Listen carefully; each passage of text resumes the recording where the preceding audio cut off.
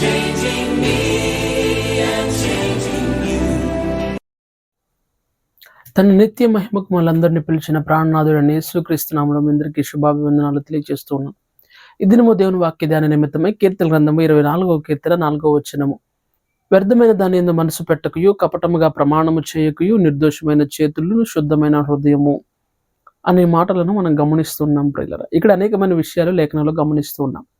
ఎందుకు ఈ విషయాలన్నీ కూడా రాయబడి ఉన్నది అనంటే, పై చక్కటి వాక్య భాగాన్ని మనం చూడగలిగినట్లయితే, యెహోవా నీ గుడారంలో అతిథిగా ఉండదగిన వాడెవడు, నీ పరిశుద్ధ పర్వతం మీద నివసింపదగిన వాడెవడు అంటూ ప్రశ్న వేస్తూ క్రింద అనేకమైన విషయాలు రాస్తూ ఉన్నాడు. వాస్తవానికి ఇవే పదాలు, ఇవే మాటలు కీర్తన గ్రంథము 15వ కీర్తనలో గమనిస్తున్నాం. అండ్ మరలా అంతా కాదు కానీ కొంత భాగం వరకు మరలా 24వ కీర్తన మొదటి నుంచి 7 భాగాల్లో మనం గమనిస్తూ ఉన్నాం.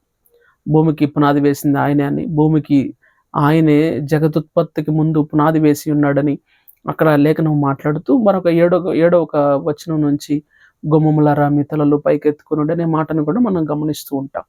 అయితే 4వ వచనంలో ప్రాముఖ్యంగా వ్యర్థమైన దాని యందు మనసు పెట్టకయు. ఇక్కడ 4 విషయాలను మనం గమనిస్తున్నాం ప్రియులారా. ఏమిటి అనంటే, మొట్టమొదటిది వ్యర్థమైన దాని యందు మనసు పెట్టకయు. ఏమిటి వ్యర్థం అనంటే, మన యొక్క జీవితంలో మనం ఏదైతే చేయకూడదో, ఏదైతే చూడకూడదో, ఈ జీవితంలో ఎందుకు పనికిరాని దాని విషయంలో, పనికిరాని విషయాలలో మనం మనస్సును ఉంచకూడదు. ఈరోజు చాలా మంది పనికి మాలిన విషయాల్లోనో, పనికిరాని విషయాల్లోనో చాలా మంది వారి యొక్క మనస్సులను ఉంచుతూ ఉంటున్నారు. వారి మనస్సులలో కూడా పనికి మాలిన వ్యర్థమైన విషయాలను కూడా చాలా మంది ఉపయోగం లేని విషయాలను వారి హృదయాల్లోనే భద్రంగా కాపాడుకుంటూ ఉంటారు ప్రియులారా. వాక్యం ఉంటున్న ప్రియ సహోదరుడా, ప్రియ సహోదరి, వ్యర్థమైన దాని అందు నువ్వు మనసు పెట్టొద్దు. నీ మనస్సును దేవుని మీద నిలుపుకో. అనేకమైన వ్యర్థమైన విషయాలను పోగు చేసుకొని నీ హృదయాన్ని పాడు చేసుకోమాక ప్రియ సహోదరుడా. రెండవదిగా కపటముగా ప్రమాణము చేయకయు. ఈరోజు చాలా మంది అబద్ధాలు చెప్పేవాళ్ళు ఉంటారు. కపటము అనంటే మోసతనము, కపటము అనగా మోసం చేయడం, కపటం అనగా మరి ఉన్నది లేనట్టుగాను, లేనిది ఉన్నట్టుగాను మరి కల్పించి చెప్పడాన్నే కపటము, మోసము అనే విషయాన్ని మనం గమనిస్తున్నాం. కపట ప్రమాణాలు మనం చేయకూడదు. వాక్యం వింటున్న నా జీవితంలో కపటత మన జీవితాల్లో ఉండకూడదు. ఎందుకంటే అది దేవునికి నచ్చని విషయం. నువ్వు అలాగున్నట్లయితే దేవుని గుడారంలో నువ్వు అతిథిగా ఉండలేవు. మూడవదిగా మనం గమనించగలిగినట్లయితే కపటముగా ప్రమాణము చేయకయు. మూడవదిగా మనం గమనించగలిగినట్లయితే నిర్దోషమైన చేతులు. నీ చేతులు నిర్దోషమైనవేనా? నీ చేతులు దోషంతో నింపుకుంటున్నావా? నిర్దోషమైన చేతులను నువ్వు కలిగి ఉన్నావా? లేదా నీ జీవితంలో నీ చేతులు దోషపూరితమైన చేతులుగా ఉంటున్నాయేమో ఆలోచన చేయాలి ప్రియ సహోదరుడు, ప్రియ సహోదరి. బైబిల్ గ్రంథంలో ఒక వ్యక్తి కనబడుతూ ఉంటాడు. ఆయన కూడా చేతులు కడుక్కున్నాడు. ఎందుకంటే ఈ విషయంలో నేను నిర్దోషినని. ఆయన ఎవరు అనంటే పొంటియస్ పైలట్, ఒక రోమా గవర్నర్. ప్రాముఖ్యంగా క్రీస్తు శకము 30 నుంచి 33 సంవత్సరం వరకు కూడా ఆయన రోమా చక్రవర్తిగా, అంటే మోస్ట్ ప్రాబబ్లీ యేసుక్రీస్తు ప్రభు వారి యొక్క ఆయన యొక్క శిలువకు అప్పగించుచున్న సందర్భంలో రోమా గవర్నర్గా ఉన్నాడు ప్రియులారా.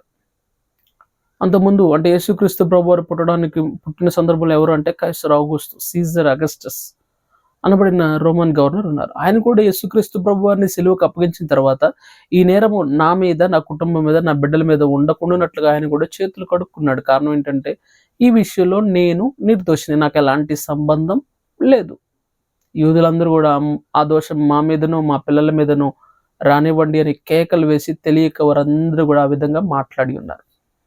వాక్యం ఉంటున్న నీ జీవితంలో నీ చేతులు నిర్దోషమైనవా, లేదా నీ చేతులతో అనేకమైన చేయరాని ఘోరమైన దుష్కార్యాలు చేస్తూ ఉన్నావా?